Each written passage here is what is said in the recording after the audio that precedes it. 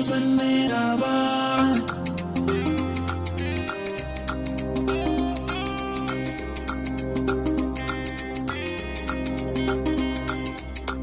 Ina daina soyayya, ina daina ƙauna, ina daina soyayya sam ba zan ƙara yi ba. Ina daina soyayya, na daina ƙauna, in zan yi soyayya ba zai wuce san naira ba. Ina daina soyayya, ba zai wuce san naira ba.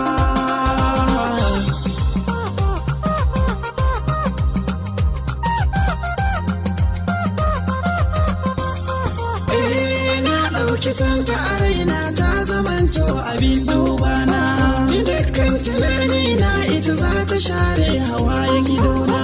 Ina ɗauki so na amana na haɗa har da masu raina, a ƙarshe a yau ta bar ni dan ban tara nerori ba.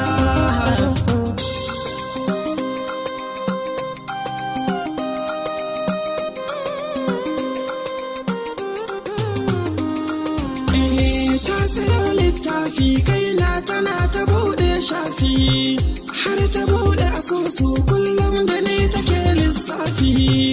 Da tunaninta a kaina za ta samu duk masarufi, sai da ta gane bani da shi ta ce ba za ta iya ba.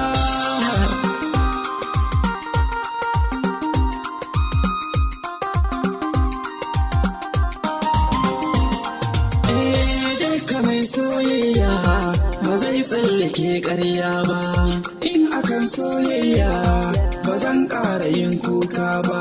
Ina ɗauki so na jefar inda yake ba za na tuno ba, tun da dai na gane da kuɗi ake yin shi mun ɗauka ba.